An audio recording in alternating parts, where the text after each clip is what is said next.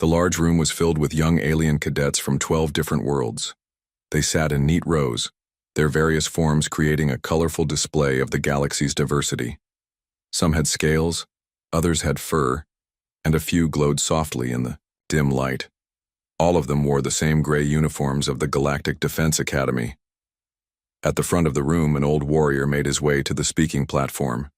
Kextar moved slowly, his forearms bearing deep scars from battles fought long ago. His insect-like body showed the wear of many wars. One of his compound eyes had been damaged, leaving a jagged line across the dark surface. The young cadets watched him with curious eyes, wondering what stories this veteran would share. Kextar reached the platform and turned to face his audience. His translator device hummed softly as it prepared to change his clicking speech into words the cadets could understand. The room fell silent, waiting for him to begin. "You think you know about war," Kextar said, his voice carrying the weight of experience. "You have read the books. You have learned the rules that civilized species follow when they fight. You believe war has honor and order." He paused, letting his words sink in. "Today I will tell you about the humans. After today, you will understand that everything you think you know about war is wrong." A young cadet with blue skin raised her hand. "Sir, humans are our allies now. Why should we fear them?" Kextar's damaged eye seemed to focus on her. "Fear them? Child, you should respect them. The difference between fear and respect is understanding. Let me tell you about Kepler Station." The veteran moved closer to his audience, his voice dropping to almost a whisper. 20 years ago, the Hegemony Empire controlled half the galaxy. They had the largest fleet, the best weapons, and they thought they were unbeatable. Kepler Station was a small human mining outpost on the edge of their territory. It had 200 humans living and working there. Kextar activated a holographic display showing the space station. It looked peaceful, with solar panels and docking bays for cargo ships. The Hegemony decided to take Kepler Station as a warning to Earth. They sent 10,000 soldiers, 50 warships, and enough firepower to destroy a small moon. It should have been easy. The cadets leaned forward, interested in the story. Most of them had never heard about this battle in their history classes. "Commander Jake Morrison was in charge of the station," Kextar continued. "He was a mining engineer, not a soldier. When the Hegemony fleet arrived, they expected him to surrender immediately. Instead, Morrison sent a message that still gives me chills when I remember it." The old warrior paused, his translator clicking softly. Morrison said, "This is human territory. You are not welcome here. Leave now, or we will make you leave." The Hegemony admiral laughed. "How could 200 miners fight 10,000 trained soldiers?" Kextar began pacing slowly across the platform. The siege began the next day. The Hegemony expected it to last a few hours. It lasted 6 months. A cadet with tentacles for arms spoke up. "How is that possible, sir? The numbers don't make sense." "That's what we all thought," Kextar replied. "But humans don't think like other species. While we were setting up proper siege positions and following military protocol, the humans were doing something else entirely." The hologram changed to show the interior of the station. Morrison and his people turned their mining equipment into weapons. Plasma cutters became rifles. Industrial explosives became bombs. The artificial gravity system became a trap. They used everything as a weapon. Kextar's voice grew quieter. But that wasn't the worst part. The worst part was how they fought. When our soldiers broke through the outer hull, they found humans waiting in the corridors. These humans had been exposed to vacuum for hours, their skin frozen and their lungs collapsed. By all rights, they should have been dead. The cadets looked uncomfortable as Kextar continued. Instead, they kept fighting. One human woman, a cook named Betty Walsh, had both legs crushed by debris. She crawled through the ventilation system for 3 days, setting traps and killing our soldiers with kitchen knives. The hologram showed the station's damage increasing. Over time, sections were blown apart, walls collapsed, and atmosphere leaked into space. We cut off their power.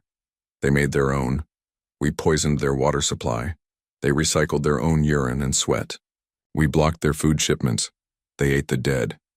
Several cadets made sounds of disgust. Kekstar nodded grimly. Yes, it disturbed us too. In our cultures, there are things we simply do not do, even in war. Humans have no such limits when they are protecting their home. The veteran stopped pacing and faced his audience directly. After 4 months, we had lost 3,000 soldiers. The humans had lost half their people. Any other species would have surrendered. Instead, Morrison sent another message. He said, "We're just getting started." Kekstar activated a new image showing the station's final battle. In the last month, only 50 humans were still alive. They were wounded, sick, and running out of ammunition. Commander Morrison had lost his left arm and was slowly dying from radiation poisoning. The Hegemony Admiral decided to end it with one final assault. The room was completely silent now. Even the soft humming of the air recycling system seemed loud. 2,000 Hegemony soldiers stormed the command center, Kekstar said. They found Morrison sitting in his chair, barely conscious. He looked up at our admiral and smiled. Then he pressed a button. The hologram showed a massive explosion. Morrison had turned the station's fusion reactor into a bomb. He killed himself, the remaining humans, and 1,500 of our soldiers in one moment. The explosion was so bright it could be seen from 3 star systems away. Kekstar let the silence stretch for a long moment before continuing. The Hegemony Admiral survived, but he was never the same. He told me later that Morrison's smile haunted his dreams. A human male, dying and defeated, had smiled at him like he had won some great victory. A young cadet with green scales spoke up nervously.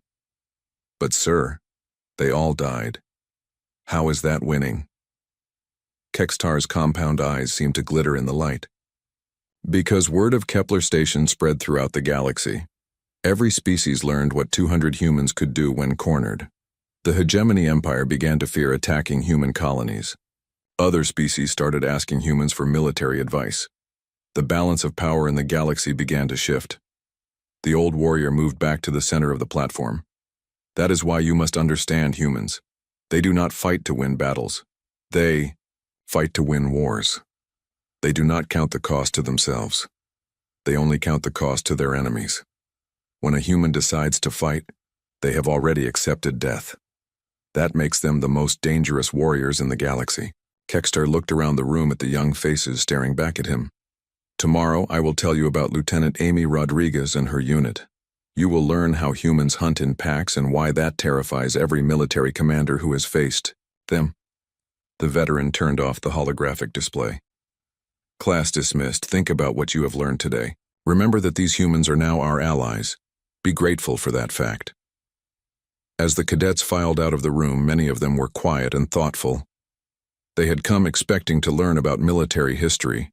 Instead, they had learned about the nature of humanity itself. Some of them would never look at their human classmates the same way again. Kekstar remained at the platform, watching the young beings leave. In a few years, many of them would serve alongside humans in the Galactic Defense Forces. He hoped his stories would help them understand their allies better. More importantly, he hoped they would never have to face humans as enemies.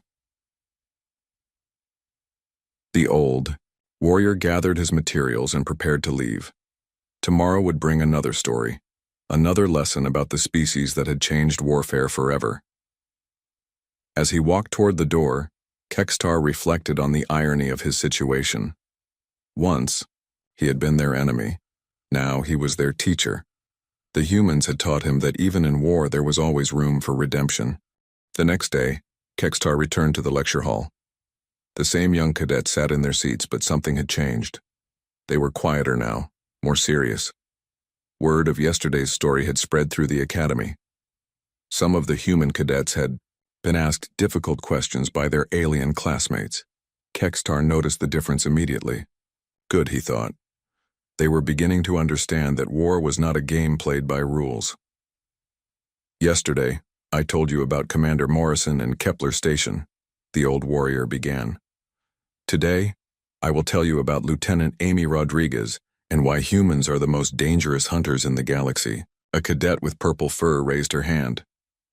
Sir, humans evolved from prey animals, not predators. How can they be dangerous hunters? Kextar's translator clicked as he prepared his answer. That is exactly why they are so dangerous. Prey animals that survive become the smartest creatures on their world. They learn to think like their enemies. They learn to use every advantage, no matter how small. The veteran activated his holographic display. This time it showed a jungle planet with thick trees and heavy mist. This is Titan's Edge, a world on the border between human and hegemony space. The jungle covers most of the planet. Visibility is less than 50 meters in most places. The perfect place for an ambush. Kextar moved closer to his audience. I was there as an intelligence officer for the hegemony forces. We had landed 3,000 soldiers to secure the planet. The humans had only sent one small unit. 12 people led by Lieutenant Amy Rodriguez. The hologram zoomed in to show Ibai, a small human woman with dark hair and calm eyes. She looked ordinary, unremarkable. Several cadets seemed puzzled by her appearance. Rodriguez was a reconnaissance specialist, Kextar explained. Her job was to gather information and avoid fighting. But humans rarely do what you expect them to do. The display changed to show the jungle from above. Red dots marked the positions of hegemony forces, while blue dots showed where the humans were supposed to be. For the first week, everything went according to plan, Kextar continued. Our forces secured the landing zones and began setting up bases. We detected the human unit moving through the jungle, staying away from our patrols. Our commanders were pleased. The humans seemed to be following proper procedure. The old warrior paused, his compound eyes reflecting the light from the display. Then our soldiers started disappearing. A young cadet with silver skin spoke up. Disappearing, sir. Not killed, Kextar replied. Disappeared. Guards would be found unconscious at their posts. Patrol units would return with missing members who couldn't remember what happened to their missing comrades. Equipment would vanish from secured areas. It was like fighting ghosts. The hologram began showing incidents across the jungle. Soldiers found tied up in trees. Vehicles discovered with their engines removed. Communication equipment filled with mud and insects. At first we thought it was the jungle itself, Kextar said. Perhaps there were dangerous animals or natural hazards we hadn't discovered. But then the sound started. Several cadets leaned forward, interested despite their nervousness. Every night, we would hear human children singing lullabies through our communication systems. The songs were sweet and innocent, but hearing them in a combat zone was terrifying. Our soldiers began having trouble sleeping. Some refused to go on patrol after dark. Kextar's voice grew quieter. Then we found the recordings hidden throughout our camps. Not just children singing, but families talking, people laughing, every day, human conversation. Rodriguez and her team had somehow recorded thousands of hours of normal human life. The display showed small devices hidden in trees, under rocks, and inside equipment. These recordings played at random times, day and night. Our soldiers never knew when they might hear a human baby crying or a woman humming a song. It got inside their heads. A cadet with tentacles asked, "Why was that so effective, sir?" "Because most species in the galaxy are social creatures," Kextar explained. "We have families, we care for our young, we value life." Hearing those human voices reminded our soldiers that we were fighting people with families, not monsters. It made them hesitate. In combat, hesitation means death. The hologram changed to show a hegemony patrol moving through the jungle. The soldiers looked nervous, constantly checking their surroundings. But the psychological warfare was just the beginning, Kextar continued. Rodriguez's real talent was understanding how other species think. She studied our patrol patterns and learned our weaknesses. The display zoomed in on one of the missing soldiers. He was tied to a tree, unconscious but unharmed. My species, the Vithak, have excellent hearing but poor vision in low light. Rodriguez's team learned this quickly. They would approach our sentries during the day when the light was bright and use mirrors to reflect sunlight into our compound eyes. While we were blinded, they would inject us with human sleep medicine. Kextar pointed to another incident on the display. The Corvin species has a strong sense of smell but becomes disoriented by certain chemical combinations. The humans mixed their own sweat with jungle plants to create a scent that made Corvin's soldiers sick and confused. The old warrior began, pacing across the platform. For each species in our force, Rodriguez found a different weakness. She turned our own biology against us. But that wasn't the worst part. The cadets waited in silence for him to continue. The worst part was how they used our captured soldiers, Kextar said. They didn't torture them or kill them. Instead, they treated their wounds, gave them food and water, and talked to them like friends. The hologram showed human soldiers sitting around a small fire with captured enemies sharing food and stories. Private Danny Cooper, one of Rodriguez's men, spoke 7 different alien languages. He would spend hours talking with prisoners about their homes, their families, their hopes for the future. By the time we rescued our people, many of them no longer wanted to fight. A cadet with blue scales looked confused. "Sir, that sounds like kindness, not warfare." Kextar's damaged eye seemed to focus on her. It was both. Rodriguez understood that the most effective weapon against any thinking being is doubt. She made our soldiers question why they were fighting. She made them see humans as people instead of enemies. The display changed to show the final confrontation. A large group of hegemony soldiers surrounded a small clearing where the 12 humans waited. After 6 weeks, our commanders had enough. They sent 500 soldiers to surround Rodriguez's team. There was no escape. No clever trick that could save 12 humans from 500 enemies. Kextar stopped pacing and faced his audience. Rodriguez knew she was trapped. So she did something that still gives me nightmares. The hologram showed the human lieutenant standing in the center of the clearing, holding a small device. She activated a beacon that called every dangerous predator on the planet to her location, Kextar said. Then she and her team climbed into the trees and waited. The display showed massive creatures emerging from the jungle, things with claws and teeth and poisonous spines, all moving toward the clearing where the humans had been. Our soldiers found themselves surrounded by the planet's most dangerous wildlife. In the chaos that followed, Rodriguez and her team escaped. But not before she left us one final message. Kextar activated an audio recording. A woman's voice spoke calmly in perfect hegemony standard. War is not about being the strongest or having the best weapons. War is about understanding your enemy better than they understand themselves. Humans have been prey for millions of years. We know how predators think because we had to learn or die. Now we are both prey and predator, and that makes us something new. Something you have never faced before.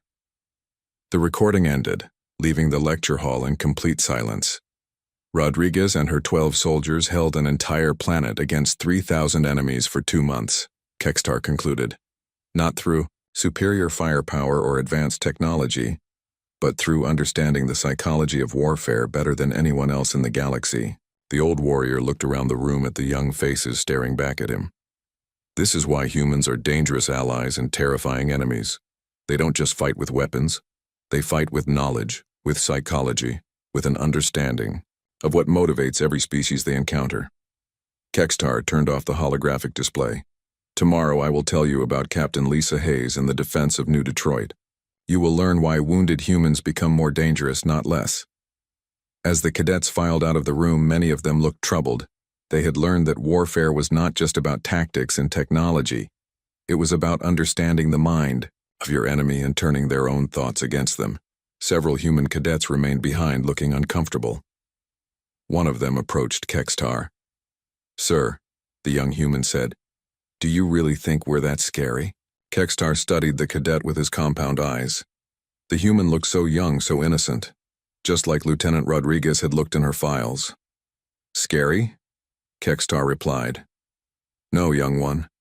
You are something much more dangerous than scary. You are unpredictable. And in war, unpredictability is the greatest weapon of all." The third day arrived with a heavy atmosphere in the lecture hall. Word of Kextar's stories had spread beyond the academy. Some alien cadets had contacted their families, asking questions about the human wars that their parents preferred not to discuss. The humans in the class seemed quieter, more thoughtful about their own nature. Kextar entered the room and noticed the change immediately. Several seats were empty.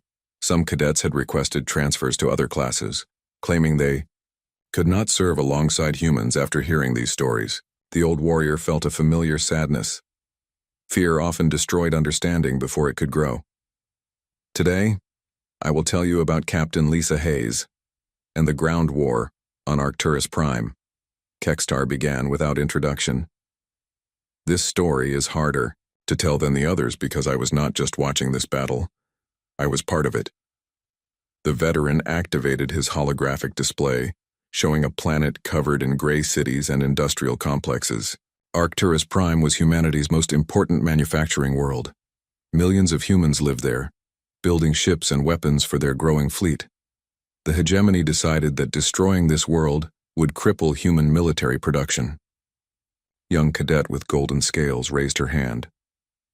"Sir, if you were fighting against the humans, how did you survive to tell us this story?" Kextar's compound eyes focused on her. "That is a very good question. The answer will become clear as I tell you what happened." The display zoomed in on a city called New Detroit. Tall buildings stretched toward the sky, connected by bridges and transport tubes. I was a battalion commander in the hegemony ground forces. We landed 50,000 soldiers to capture the industrial centers. The humans had only 10,000 defenders, mostly factory workers with basic military training. The hologram showed soldiers in heavy armor landing near the city. Captain Lisa Hayes commanded the human defense. She was a logistics officer, someone who normally organized supply shipments and equipment repairs. Not a combat soldier. Kextar paused, his translator clicking softly. The first day of fighting went exactly as our generals expected. Our superior numbers and heavy weapons pushed the human defenders back. By evening, we controlled half the city. Our casualties were light. Victory seemed certain. The display showed the progression of the battle, with red areas marking hegemony control spreading across the city map. That night, Captain Hayes sent a message to all human defenders. Kextar continued. She said, "This is our home. These are our families. They want to take everything we have built. We will not let them." Simple words, but they changed everything. The old warrior's voice grew quieter. The next morning, we discovered what human determination really meant. The hologram changed to show the second day of battle. This time, the red areas stopped expanding and began to shrink. Our first indication that something had changed came from Sergeant Major Torres, one of our field medics, Kextar said. He reported treating human soldiers who should have been dead from their wounds but who kept fighting anyway. A cadet with purple tentacles spoke up nervously. "What do you mean, sir?" "I mean exactly that," Kextar replied. A human soldier named Pete Wilson had been shot through the chest with a plasma rifle. The wound should have killed him instantly. Instead, he used his own blood to mark enemy positions on the walls, then continued fighting for 6 more hours before medical help arrived. The display showed medical readings from the battle, heart rates, blood pressure, and pain levels that seemed impossible for any living creature to endure. Another human, Maria Santos, had both legs crushed when a building collapsed. Kextar continued. She dragged herself 3 blocks through the rubble using a broken piece of metal as a weapon to attack our soldiers from behind. When we found her, she was still conscious and still fighting. Several cadets looked uncomfortable. One with blue fur asked, "Sir, how is that possible? Pain is supposed to stop us from hurting ourselves further." Kextar nodded. "For most species, yes. Pain is a warning system that tells us to stop before we cause permanent damage. But humans seem to have the ability to ignore these warnings when something more important is at stake." The hologram showed Captain Hayes herself, coordinating the defense from a damaged command post. Her left arm hung useless at her side, clearly broken. Captain Hayes was injured in the first hour of the second day, Kextar explained. A plasma blast severed the nerves in her arm and caused severe burns across her shoulder. Any other species would have been incapacitated by the pain. The display showed Hayes continuing to give orders, using her good arm to operate communication equipment, while medics tried to treat her wounds. She refused medical evacuation, Kextar said. Instead, she had the medics inject her with stimulants that would be lethal to most alien species. These drugs allowed her to function despite injuries that should have left her unconscious. The old warrior began pacing across the platform. But Captain Hayes was not the most disturbing example of human endurance that day. The hologram focused on a young human soldier lying motionless in a pile of debris. Private Danny Cooper had been caught in an explosion that covered 60% of his body with third-degree burns.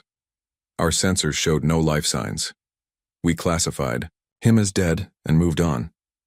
Kextar stopped pacing and faced his audience. 3 hours later, Private Cooper rose from that pile of rubble and destroyed our ammunition depot with a stolen grenade launcher. The cadets stared in shocked silence as the display showed the explosion that crippled the hegemony advance. Cooper was blind from his injuries, Kextar continued. His skin was charred black, his hair was gone, and parts of his uniform had melted into his flesh. He should have been dead.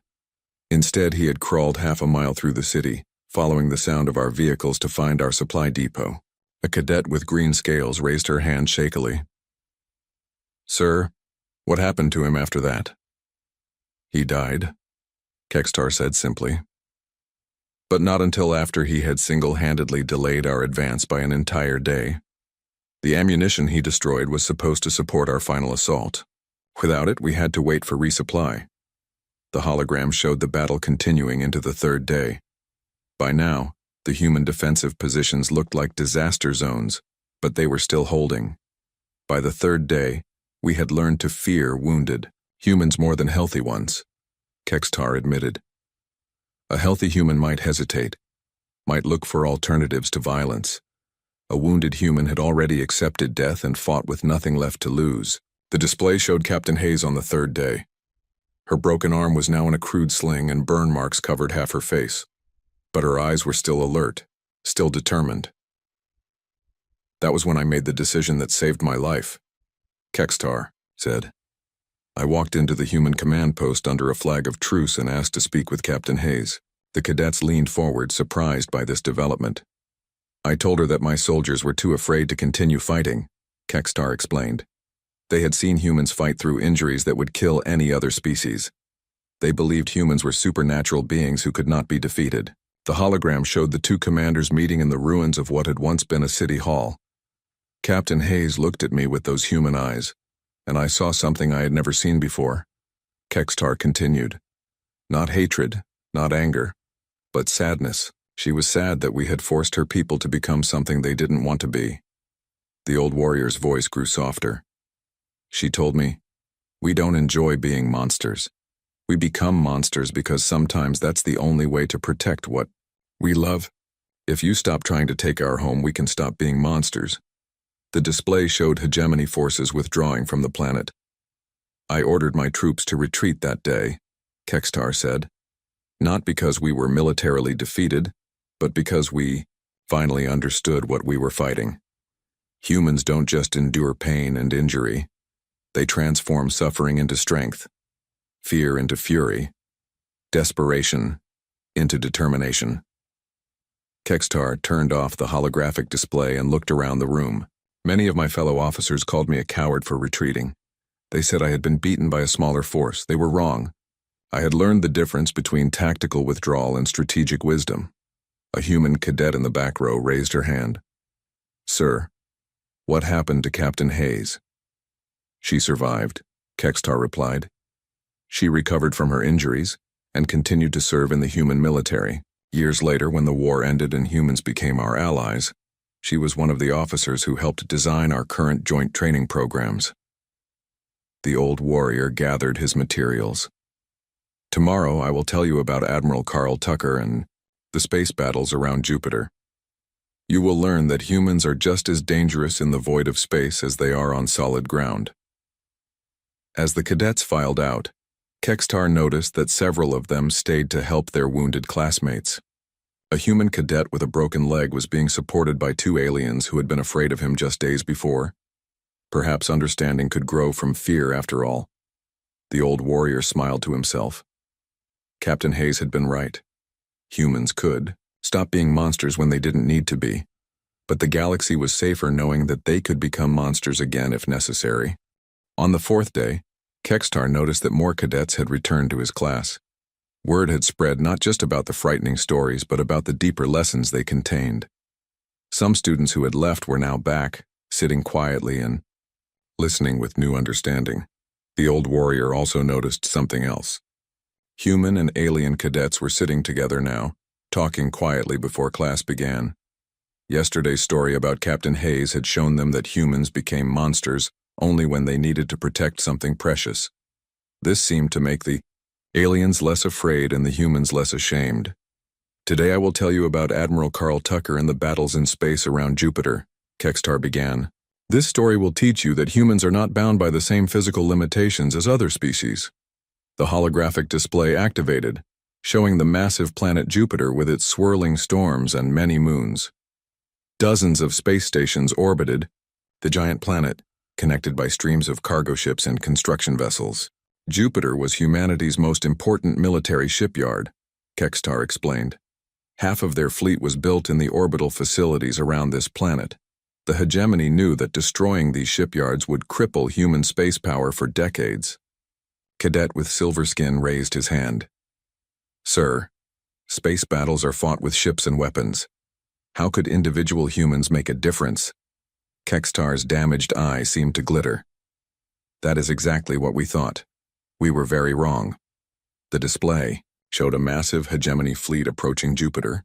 Hundreds of warships moved in perfect formation, their weapons charged and ready for battle. Admiral Tucker commanded the human defense fleet. Kextar continued. He had fewer ships than us, older weapons, and most of his crew were civilian workers from the shipyards. By every measure of military science, he should have lost quickly. The hologram zoomed in on the human flagship. It looked smaller and less impressive than the hegemony vessels surrounding it. The first day of battle went as expected, Kextar said. Our superior numbers and firepower began pushing the human fleet back. Several of their ships were destroyed, and many more were damaged. Admiral Tucker's forces retreated toward Jupiter's upper atmosphere. The display showed the tactical progression, with human ships falling back while taking heavy damage. That night, our commander celebrated, Kextar admitted. We believed the humans were trapped against their own planet. The next morning, we would finish them and claim the shipyards. The old warrior paused, his translator clicking softly. What we discovered the next morning changed everything we thought we knew about space warfare. The hologram shifted to show the dawn of the second day. Human ships were moving in patterns that seemed impossible. The humans had done something during the night that no other species had ever attempted, Kextar explained. They had modified their own bodies for zero-gravity combat. Several cadets looked confused. A young alien with blue tentacles asked, "What do you mean, sir?" "I mean they surgically altered themselves to fight better in space," Kextar replied. Admiral Tucker's Marines had magnetic implants installed in their bones. Their inner ears were modified to prevent disorientation in zero gravity. Some even had their lungs altered to hold more oxygen. The display showed human soldiers floating through space between ships, moving with impossible grace and precision. But the most shocking modification was discovered when we captured one of their engineers, Kextar continued. Megan Price had been working outside her ship when we attacked. She had been in hard vacuum for over 10 minutes when our rescue team found her. The hologram focused on a human woman floating unconscious in space, her skin blue from oxygen deprivation. By all medical knowledge, she should have been dead, Kextar said. Hard vacuum kills most species in less than 2 minutes. But when we brought her aboard our medical ship, she was still alive. A cadet with green scales spoke up nervously. How is that possible, sir? Human engineers had developed a technique they called vacuum walking, Kextar explained. They would hyperventilate before exposure, flooding their blood with oxygen. Then they would exhale completely and allow their lungs to collapse safely. This gave them up to 15 minutes of survival time in space.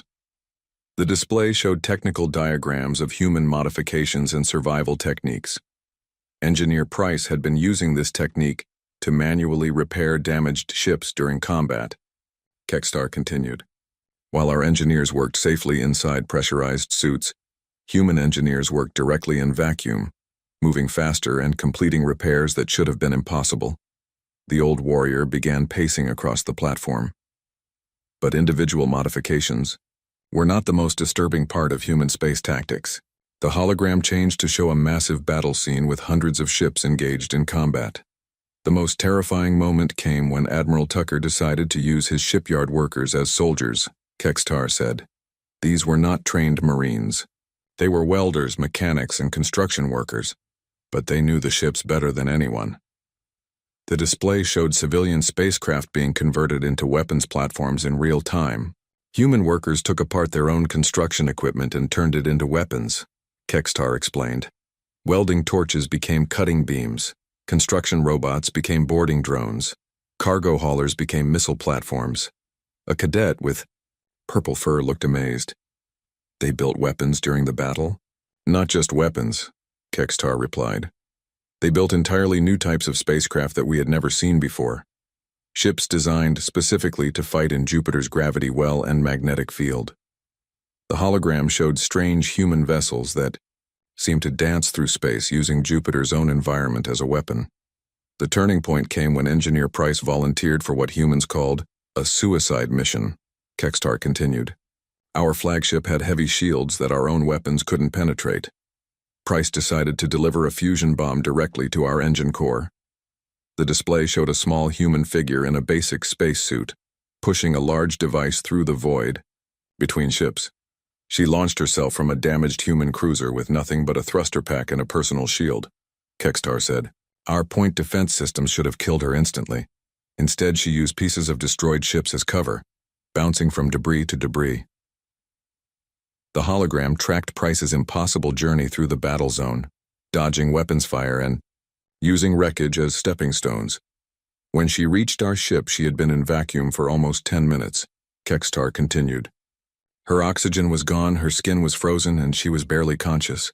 Any other species would have been dead. The old warrior stopped pacing and faced his audience. Instead, she manually welded the fusion device to our engine housing and activated the timer. The display showed a massive explosion that tore through the heart of the Hegemony flagship. Our ship was crippled, our command structure destroyed, Kextar said. But that was not the end of Engineer Price's mission. Several cadets leaned forward, wondering how anyone could survive such an explosion. Price had calculated the blast pattern perfectly, Kextar explained. She positioned herself in a debris shadow that protected her from the worst of the explosion. When the blast wave hit, it launched her toward the nearest human ship like a projectile. The hologram showed Price's unconscious form spinning through space, carried by the explosion she had caused. Human rescue teams recovered her 40 minutes after she had first entered vacuum, Kextar said. She had third-degree burns, severe decompression injuries, and permanent damage to her nervous system, but she was alive.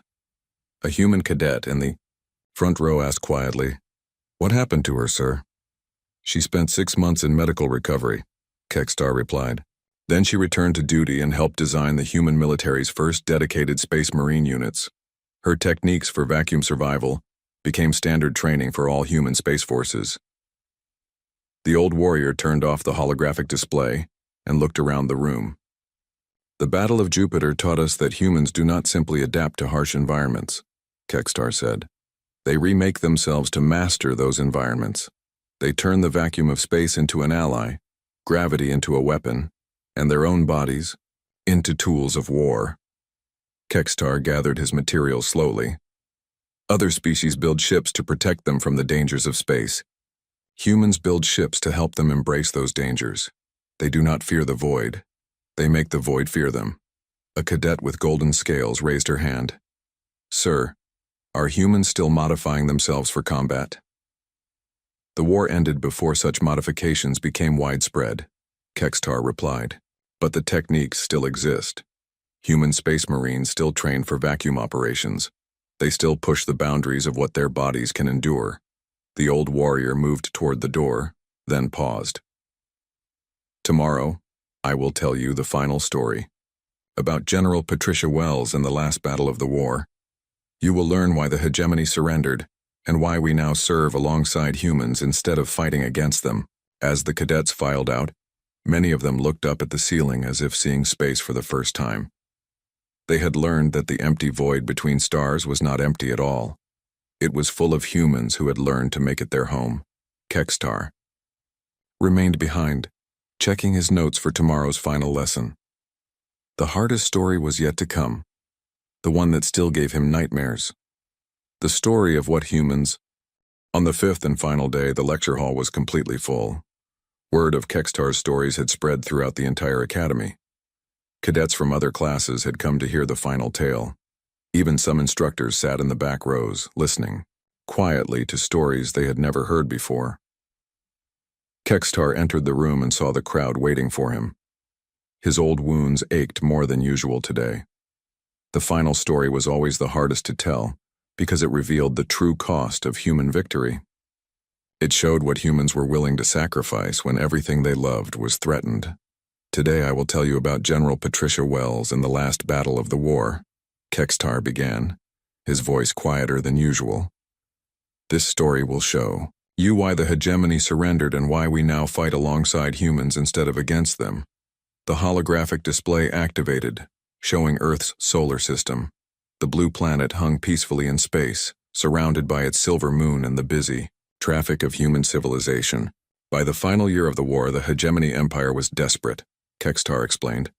Human tactics had spread throughout the galaxy. Other species were learning to fight like humans. Our military advantage was disappearing. The display zoomed out to show massive fleets gathering at the edge of the solar system. Thousands of hegemony ships surrounded Earth like a swarm of angry insects. The High Command decided to end the war with one decisive strike, Kekstar continued. They gathered every remaining ship, every soldier, every weapon in the Empire. The plan was simple: destroy Earth and break human morale forever. A cadet with blue scales raised her hand. Sir, how many ships did the hegemony have? 12,000 warships, Kekstar replied. The largest fleet ever assembled in galactic history. The humans had perhaps 3,000 ships to defend their home system. The hologram showed the tactical situation. Human forces were scattered throughout the solar system, vastly outnumbered by the approaching enemy fleet. General Patricia Wells commanded the human defense, Kekstar said. She was Earth's most experienced military leader, a woman who had fought in every major battle of the war, but even she knew that conventional tactics could not save Earth. The display focused on a middle-aged human woman with gray hair and tired eyes. She looked like someone who had seen too much war and carried too much responsibility. For 3 days, the human fleet fought desperately to stop our advance, Kekstar continued. They used every trick, every tactic they had learned during the war, but the numbers were too great. Slowly, our forces pushed closer to Earth. The hologram showed the running battle, with human ships falling back toward their home planet while taking heavy casualties. On the 4th day, General Wells made a decision that still haunts my dreams, Kekstar said, his voice barely above a whisper. She decided to use Earth's moon as a weapon. Several cadets gasped. A young alien with tentacles asked, Sir, what do you mean? I mean exactly that, Kekstar replied. General Wells ordered the installation of massive fusion engines on the moon's surface. Her plan was to launch Earth's moon at our fleet like a giant projectile. The display showed the technical details of the plan. Enormous engines being built. On the lunar surface, calculations for trajectory and impact velocity. The moon had 50 million human colonists living on it, Kekstar explained. Research stations, mining operations, entire cities built inside the craters and caves. It was humanity's first major colony beyond Earth. A human cadet in the front row looked horrified. Sir, what happened to all those people? Kekstar's compound. Eyes reflected the light from the display. General Wells gave the evacuation order immediately. Every available ship was sent to evacuate the lunar colonies, but there were only enough ships to save half the population. The hologram showed the frantic evacuation efforts, thousands of ships moving back and forth between Earth and the moon, carrying as many people as possible. 25 million people could be saved, Kekstar continued. 25 million would have to stay behind to operate the engines and guide the moon's trajectory. Without them, the weapon would miss our fleet and accomplish nothing. The old warrior began pacing slowly across the platform. This is when I learned what human sacrifice truly meant. The display showed volunteers lining up at military recruitment centers on the moon. Not just soldiers, but civilians, families, children old enough to work the controls. Colonel Ryan Mitchell volunteered to lead the lunar garrison, Kextar said. He was 45 years old, had 3 children and a wife waiting for him on Earth. When asked why he volunteered, he said, "Someone has to stay. It might as well be me." The hologram focused on a human man with kind eyes and a gentle smile. He was hugging his family goodbye at a spaceport. 20,000 other humans made the same choice, Kextar continued. Teachers, engineers, doctors, farmers. People who could have escaped but chose to stay and die for their species. A cadet with purple fur asked shakily, "Sir, how could they make such a choice?" "Because they understood something that most species do not," Kextar replied. "Sometimes, the only way to save what you love is to sacrifice everything you have." The display showed the final preparations. Human families saying goodbye knowing they would never see each other again. "I was aboard the Hegemony flagship when our sensors detected what the humans were doing," Kextar said. Our admiral laughed. He said humans were so desperate they were willing to destroy their own moon. He thought it proved we had already won.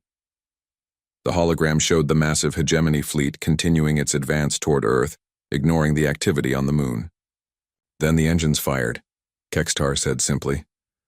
The display showed Earth's moon beginning to move, slowly at first, then faster as the fusion engines reached full power.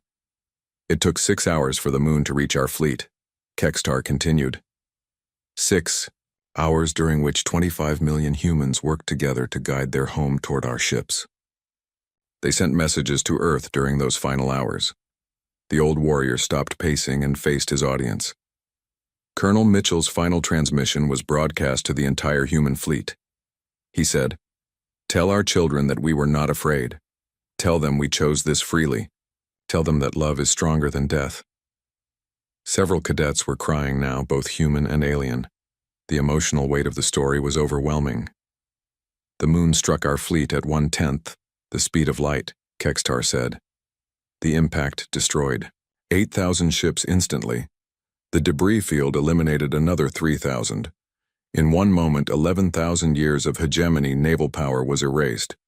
The hologram showed the incredible destruction. Where once there had been the largest fleet in galactic history, now there was only expanding debris and radiation. I survived because my ship was on the edge of the formation, Kextar explained. We were damaged but intact. As we watched the destruction, our admiral received a message from General Wells. The display showed the human general's face streaked with tears but determined. She said, "The moon you just saw die was home to 50 million of our people. 25 million of them chose to die rather than let you destroy Earth. This is what human love looks like. This is what human sacrifice means. Do you want to see what we will do next?" Kextar's voice broke slightly as he continued. Our admiral looked at the destruction around him and realized he was not fighting an enemy. He was fighting an idea. The idea that some things are worth any price, any sacrifice, any loss. The hologram showed hegemony ships powering down their weapons and transmitting surrender signals. The war ended that day, Kextar said. Not because we could not continue fighting, but because we finally understood what we were fighting against. We were fighting a species that would sacrifice their own moon, their own people, their own history to protect what they loved. The old warrior turned off the display and looked around the room at the silent cadets. General Wells could have used Earth itself as a weapon, Kextar continued. She could have destroyed our entire fleet and every planet in the hegemony empire.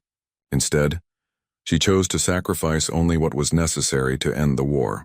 She retired from military service immediately after the war, Kextar replied. She spent the rest of her life working to help war refugees, both human and alien. She said she had seen enough death and wanted to spend her remaining years preserving life. Kextar gathered his materials slowly. This is why humans are our allies now instead of our enemies. Not because we fear their weapons or their tactics, but because we understand their hearts. They fight not for conquest or glory, but for love. The old warrior moved toward the door, then paused. You are the future defenders of this galaxy. Some of you will serve alongside humans. Some of you will lead them. All of you must understand what you have learned here." He looked around the room one final time. Humans are not monsters. They are not supernatural beings. They are people who love so deeply that they will become anything, sacrifice anything, endure anything to protect what matters to them.